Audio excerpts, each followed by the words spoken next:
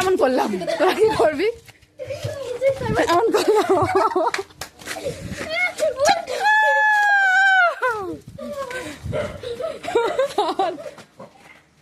ডোডো, আজকে কাকে নিয়েছিলাম জানিস?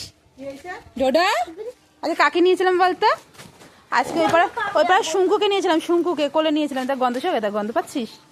পাচ্ছিস গন্ধ পাচ্ছিস? এবার দেখ মা কেমন আমার বকবে। ও মা,